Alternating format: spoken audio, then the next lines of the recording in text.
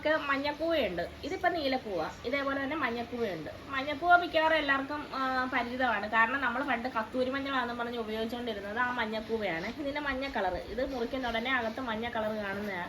അത് മഞ്ഞക്കൂവയായിരുന്നു. അതെനിക്കറിയത്തില്ലായിരുന്നു. ഞാനിപ്പോൾ അറിഞ്ഞിട്ട് ഒരു 3-4 വർഷം ആയതേ ഉള്ളൂ. ഞാൻ കസ്തൂരി മഞ്ഞളല്ല, അത് മഞ്ഞക്കൂവയാണെന്ന് അറിഞ്ഞിട്ട്. പക്ഷെ അത് ഫുഡായിട്ട് ഉപയോഗിക്കാമെന്ന് അറിഞ്ഞത് ഞാൻ ഈ ഇടയ്ക്കാണ്, ഈ മഞ്ഞക്കൂവ. അപ്പോൾ ഇതാണ് നമ്മുടെ ഒറിജിനൽ കസ്തൂരി മഞ്ഞൾ. ഈ ഒറിജിനൽ കസ്തൂരി മഞ്ഞളും നമ്മുടെ ഈ നീലക്കൂവയുടെ ഏകദേശം ഒരുപോലെയൊക്കെ ആയിരിക്കുന്നത് കണ്ടോ. പെട്ടെന്ന് നമുക്ക് ഇതിനകം ഒടിച്ചില്ലെന്നുണ്ടെങ്കിൽ നമുക്കിത് തിരിച്ചറിയാൻ പറ്റത്തില്ല. അപ്പോൾ നമുക്കിത് രണ്ടും ഒന്ന് കട്ട് ചെയ്ത് നോക്കാം. അപ്പോൾ ഇത് നീലക്കൂവയാണ് കണ്ടോ. നീലക്കൂവയ്ക്കകത്തൊരു ചെറിയൊരു നീല കളറുണ്ട്. ഒരുപാട് വലിയ നീലയൊന്നുമില്ല, ചെറിയൊരു ഫ്ലൈറ്റായിട്ട് നല്ല മണവുമുണ്ട്. ഇത് നമ്മുടെ കസ്തൂരി മഞ്ഞളാണ്. അപ്പോൾ ഇത് നമുക്കൊന്ന് കട്ട് ചെയ്ത് നോക്കാതെ. നമ്മുടെ കസ്തൂരി മഞ്ഞളുടെ കളർ കണ്ടോ, നല്ല വെണ്ണയുടെ കളറാണ്. വെണ്ണ പോലെ ഇരിക്കും. ഇതിൻ്റെ മണം ഒരു കർപ്പൂരത്തിൻ്റെ മണവുമാണ്. അപ്പോൾ നമ്മൾ സാധാരണ ഇപ്പം മിക്കവാറും എല്ലാവർക്കും അറിയാമെന്ന് തോന്നുന്നു. പണ്ട് ഒന്നും ആർക്കും അത്ര അറിയത്തില്ലായിരുന്നു ഇതായിരുന്നു ഒറിജിനൽ കസ്തൂരി മഞ്ഞളാണ്. പക്ഷെ ഒറിജിനൽ കസ്തൂരി മഞ്ഞൾ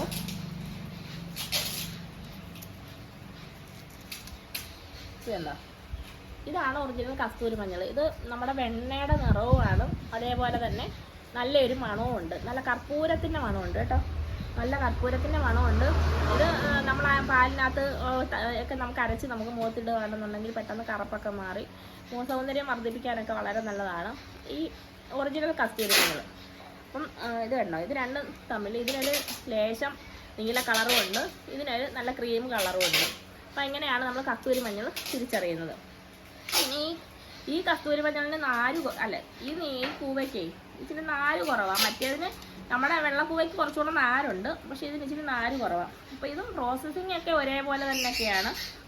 ഇത് എല്ലാം ചതച്ചിട്ട് നമ്മൾ നീരെടുത്ത് ആ നീര് ഊറ്റിയെടുത്തിട്ട് അതിൻ്റെ അടിയിൽ തെളിയുന്ന പൊടിയാണ് നമ്മൾ കൂവപ്പൊടിയായിട്ട് ഉപയോഗിക്കുന്നത്. പക്ഷേ ഇത് കുറച്ച് സമയം കൂടെ ഇത് നമ്മൾ വെള്ളത്തിനകത്തിട്ട് ഇതിൻ്റെ പൊടി വെളുത്ത് വരുന്നത് വരെ നമ്മൾ വെള്ളം ഊറ്റിക്കളയണം. അതാണ് ഇതിൻ്റെ പ്രത്യേകത. ഇത് കുറച്ചുകൂടെ ജോലി കൂടുതലാണ്, മറ്റേതിനെക്കാട്ടിലും കുറച്ചുകൂടെ ജോലി കൂടുതൽ ഈ ഒരു കൂവയ്ക്കുണ്ട്. അപ്പം നമ്മുടെ നീലക്കൂവയും നമ്മൾ റെഡിയാക്കിക്കൊണ്ടിരിക്കുകയാണ്.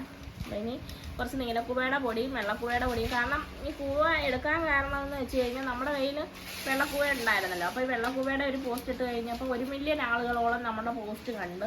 അപ്പോൾ ഒരുപാട് പേര് വിളിക്കുകയും ചെയ്തു കേട്ടോ. ഒരുപാട് പേര് നമുക്ക് കൂവപ്പൊടിക്ക് വേണ്ടിയിട്ട് ഒരുപാട് പേര് വിളിക്കുന്നവർ കൂടുതൽ ആളുകളും ഡോക്ടർമാർ പറഞ്ഞിട്ടാണ് വിളിക്കുന്നത് എന്നും പറഞ്ഞാൽ വിളിച്ചത്. കാരണം അവർക്ക് അങ്ങാടിക്കടയിലൊന്നും നല്ല കൂവപ്പൊടി കിട്ടുന്നതെല്ലാം കുറുക്കുമ്പോൾ നമ്മൾ അരിപ്പൊടി കുറുക്കുന്നത് പോലെ ഇരിക്കുകയാണെന്നാണ് പറയുന്നത്. നമ്മുടെ ഈ ഒറിജിനൽ കൂവപ്പൊടി കുറുക്കുന്ന ഉടനെ ഇപ്പം നമ്മൾ കൂവപ്പൊടി കുറുക്കുന്നത് നമ്മൾ ഈ അയച്ചു കൊടുക്കുന്ന പൊടിയെന്ന് പറഞ്ഞു കഴിഞ്ഞാൽ നമ്മളിവിടെ പ്രോസസ് ചെയ്ത് അതേ രീതിയിൽ തന്നെ നമ്മൾ അയച്ചു കൊടുക്കുക. അത് പൊടിക്കുന്നൊന്നുമില്ല, അതേ രീതിയിൽ തന്നെയാണ് അയച്ചു കൊടുക്കുന്നത്. അപ്പോൾ അത് വേണമെന്നുണ്ടെങ്കിൽ വീട്ടിൽ കൊണ്ടുവന്ന മിക്സിക്കകത്തൊന്ന് പൊടിച്ചെടുത്തിട്ട് 1 ഗ്ലാസ് വെള്ളം എടുത്ത് 1-2 സ്പൂൺ മതിയല്ലോ.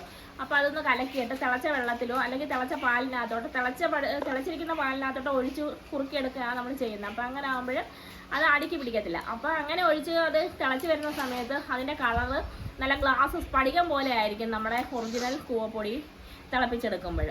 അപ്പം മായം ചേർന്നതാണെന്നുണ്ടെങ്കിൽ ആ ഒരു കളർ അതിന് കിട്ടത്തില്ല. അപ്പം അരിപ്പൊടിയൊക്കെ അങ്ങനെ എന്തെങ്കിലുമൊക്കെ ചേർത്താൽ വരുന്നതെന്നുണ്ടെങ്കിൽ അതിൻ്റെ ഒരു കളറായിരിക്കും അതിന് വരുന്നത്. അപ്പം നമ്മൾ എനിക്ക് അറിയാവുന്നിടത്തോളം തിരിച്ചറിയുന്നത് ഇങ്ങനെയാണെന്നാണ് എൻ്റെ ഒരു അറിവ്, അങ്ങനെയാണ്.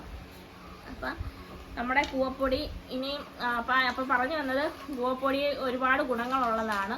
അപ്പം കുട്ടികൾക്ക് കൊടുക്കാം, അതേപോലെ മുതിർന്നവർക്കും നമ്മുടെ ആഹാരം ഡയറ്റിങ്ങിന് വേണ്ടി കഴിക്കാൻ പറ്റുന്ന ഒരു വളരെ നല്ലൊരു ആഹാരമാണ്. അതേപോലെ ഫൈബർ കൂടുതൽ അടങ്ങിയിട്ടുള്ളതാണ് കൂവപ്പൊടി.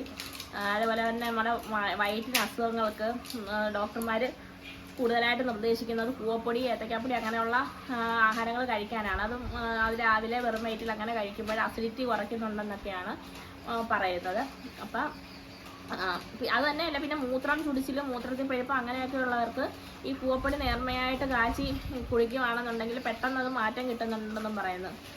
അങ്ങനെ ഒരുപാട് ഗുണങ്ങളുള്ള നമ്മുടെ നീലക്കൂവയാണ് അപ്പോൾ ഈ ഉള്ളത്. നീലക്കൂവയുടെ പൊടിക്ക് കുറച്ചുകൂടെ വില കൂടുതലായിരിക്കും വെള്ളക്കൂവയെ അപേക്ഷിച്ച്. കാരണം ഇതിൻ്റെ പ്രോസസ്സിങ്ങും വളരെ കൂടുതലാണ്.